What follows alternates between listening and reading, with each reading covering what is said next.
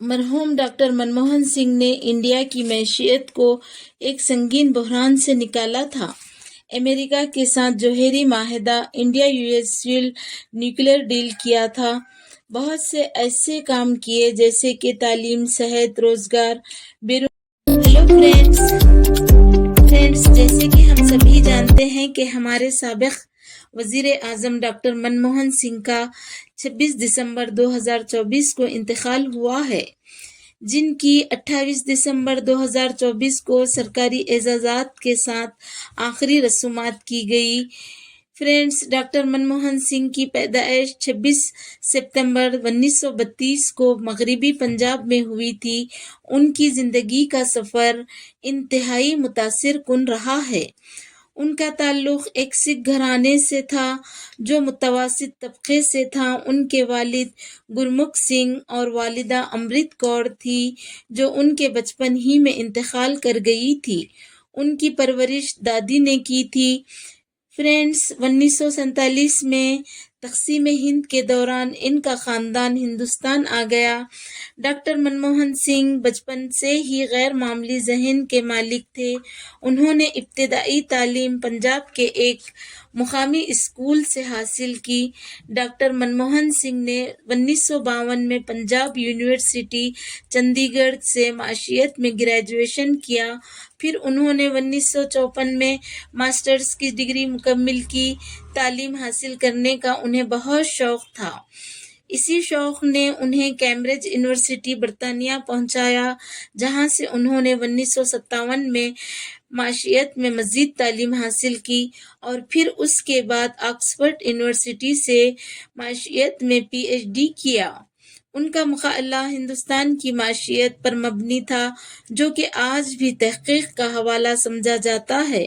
اپنی تعلیم مکمل کرنے کے بعد ڈاکٹر منموہن سنگھ نے اقوام متحدہ اور بھارت کے مختلف اداروں میں ماہر معیشت کے طور پر کام کیا۔ ان کی ذہانت اور قابلیت نے انہیں جلد ہی اہم حکومتی اداروں میں نمایاں مقام دلایا۔ فرینڈز، ڈاکٹر منموہن سنگھ کو 2004 میں ہندوستان کے وزیر اعظم کے طور پر منتخب کیے جانے کی کئی سیاسی، سماجی اور عملی وجوہات تھیں۔ ان کے انتخاب کی کیا وجہ تھی، یہ جاننے کے لیے ہمیں کانگریس پارٹی، ہندوستانی سیاست اور اس وقت کے حالات کو جاننا بھی ضروری ہو جاتا ہے۔ 2004 کے عام انتخابات میں کانگریس نے کامیابی حاصل کی۔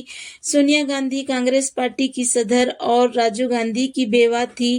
اس وقت سونیا گاندھی کو وزیر اعظم بنانے کے لیے ایک مضبوط امیدوار سمجھا جا رہا تھا، لیکن سونیا گاندھی کو ان کی غیر ملکی اطالوی شہریت کی وجہ سے شدید تنقیدوں کا سامنا تھا، خاص طور پر بھارتیہ جنتا پارٹی اور دیگر مخالفوں کی جانب سے۔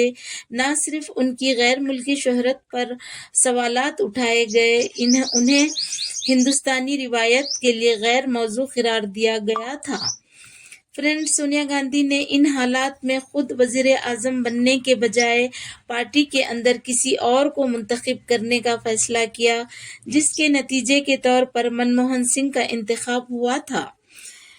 ڈاکٹر منموہن سنگھ کا وزیر اعظم بننا کانگریس پارٹی کے لیے ایک عملی اور سیاسی فیصلہ تھا۔ ڈاکٹر منموہن سنگھ کی شفافیت، قابلیت اور پارٹی کے اندر اور باہر غیر متنازع حیثیت نے انہیں سونیا گاندھی کے لیے بہترین انتخاب کی وجہ بنے۔ اس طرح سونیا گاندھی نے منظر عام پر نہ آتے ہوئے بھی پارٹی پر اپنی قیادت کو برقرار رکھا۔ فرینڈز، جبکہ منموہن سنگھ نے 10 سال تک یعنی 2004 سے لے کر 2014 تک وزیر اعظم کے طور پر خدمات انجام دیے۔ اپنی وزارت عظمیٰ کے دوران کئی اہم کارنامے انجام دیے۔ ڈاکٹر منموہن سنگھ، جو سن 1991 سے سن 1996 تک ہندوستان کے وزیر خزانہ بھی رہ چکے تھے، ہندوستان کی معیشت کو مستحکم کرنے اور ترقی کے لیے کئی اہم اقدامات کیے تھے۔ ان کا سب سے بڑا کارنامہ سن 1991 میں اقتصادی اصلاحات کا آغاز تھا۔ جو بھارت کی معیشت کو عالمی سطح پر مربوط کرنے میں سنگ میل ثابت ہوا۔ ڈاکٹر منموہن سنگھ نے وزیر خزانہ کی حیثیت سے ہندوستان کی معیشت کو ایک سنگین بحران سے نکالا تھا۔ اس وقت ہندوستان کے زر مبادلہ کے ذخائر تقریباً ختم ہو چکے تھے اور ملک دیوالیہ ہونے کے قریب تھا۔ صنعتوں پر حکومتی کنٹرول کو کم کیا گیا، نجی شعبے کی حوصلہ افزائی کی گئی، بیرونی سرمایہ کاری کے دروازے کھولے گئے اور روپے کی قیمت کو مستحکم کرنے کے لیے اسے مارکیٹ کے مطابق بنایا گیا۔ ڈاکٹر منموہن سنگھ نے بجٹ خسارے کو کم کرنے کے لیے اقدامات کیے، غیر ضروری اخراجات میں کمی کی گئی، ٹیکس کے نظام کو مؤثر بنایا۔ ہندوستان نے سن 1991 میں عالمی بینک اور IMF سے قرض لیا۔ اس کے بدلے میں ڈاکٹر منموہن سنگھ نے اقتصادی اصلاحات کا ایک مضبوط پیکیج نافذ کیا جس سے اپنے ملک کو بحران سے نکالنے میں کامیاب رہے۔ فرینڈز، ان کی پالیسیوں نے خاص طور پر توانائی، ٹرانسپورٹ اور ٹیلی کمیونیکیشن کے شعبے میں ڈاکٹر منموہن سنگھ وزیر اعظم کے طور پر حکومت کے دوران انہوں نے کئی اسکیمیں اور پالیسیاں نافذ کی، جیسے کہ مہاتما گاندھی منریگا اسکیم جو دیہی علاقوں میں روزگار فراہم کرنے کے لیے، فوڈ سیکیورٹی بل غریبوں کے لیے سستی غذا فراہم کرنا، اور تعلیم قانون نافذ کیا جس سے 6 سے 14 سال کے بچوں کو مفت اور لازمی تعلیم کا حق دیا۔ خواتین اور بچوں کی فلاح بہبود کے لیے اسکیمیں متعارف کی۔ یہی نہیں، ڈاکٹر منموہن سنگھ کے دور میں GDP کی شرح، IT اور سروسز سیکٹر میں عالمی ترقی، غیر ملکی سرمایہ کاری، ان کی اصلاحات نے ہندوستان کو ایک بند معیشت سے کھلی اور مسابقتی معیشت میں تبدیل کیا۔ آج ہندوستان کی عالمی معیشت میں جو مقام ہے، اس میں ڈاکٹر منموہن سنگھ کی پالیسیوں کا بڑا کردار ہے۔ ڈاکٹر منموہن سنگھ کی دور اندیشی، اقتصادی مہارت اور عالمی نقطہ نظر نے ہندوستان کی معیشت کو مستحکم کرنے اور تیزی کی راہ پر گامزن کرنے میں بنیادی کردار ادا کیا۔ ڈاکٹر منموہن سنگھ جو کہ 2004 سے لے کر 2014 تک ہندوستان کے وزیر اعظم تھے، امریکہ کے ساتھ جوہری معاہدہ کیا جو ہندوستان کی توانائی کی ضرورت کو پورا کرنے اور عالمی سطح پر ہندوستان کی حیثیت کو مستحکم کرنے میں ایک اہم سنگ میل تھا۔ یہ معاہدہ India US civil nuclear deal کے نام سے جانا جاتا ہے۔ فرینڈز، ہندوستان 1974 میں اپنے پہلے جوہری تجربے کے بعد سے بین الاقوامی نیوکلیئر سپلائرز گروپ NSG اور دیگر جوہری تجارتی پابندیوں کا سامنا کر رہا تھا۔ ہندوستان کو اپنی توانائی کی ضرورت تھی، خاص طور پر صنعتی اور اقتصادی ترقی کے لیے۔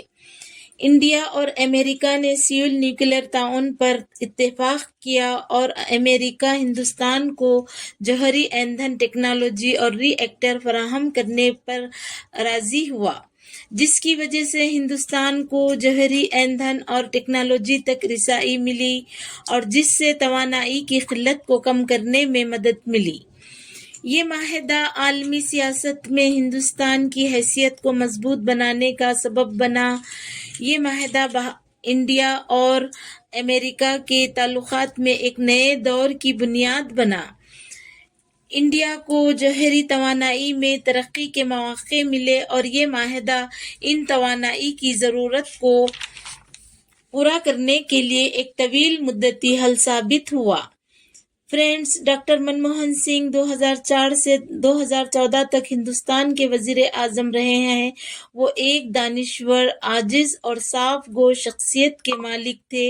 ان کی قیادت میں انڈیا نے کئی اہم معاشی اور سماجی ترقیاتی اقدامات کیے۔ ڈاکٹر منموہن سنگھ اپنی عاجزی اور نرم مزاجی کے لیے مشہور تھے۔ وہ ایک ایسے لیڈر تھے جو دکھاوے سے دور اور اپنی کارکردگی پر زیادہ توجہ دیتے تھے۔ ڈاکٹر منموہن سنگھ کو 1991 کے ہندوستان کے معاشی معمار سمجھا جاتا ہے جس نے ملک کو عالمی معیشت سے جوڑ دیا۔ اور ہندوستان کی ترقی کو نئی سمت دی۔ ان کی دیانتداری اور اصول پسندی کو بھی تسلیم کیا گیا۔ وہ ایک غیر متنازع شخصیت تھے جس پر ذاتی بدعنوانیوں کا کوئی الزام نہیں تھا۔ ڈاکٹر منموہن سنگھ کی قیادت کی خاص بات یہ تھی کہ وہ بہت ہی دھیمے لہجے میں بات کرتے تھے، لیکن ان کے فیصلے اہم اور دور رس نتائج کے حامل ہوتے تھے۔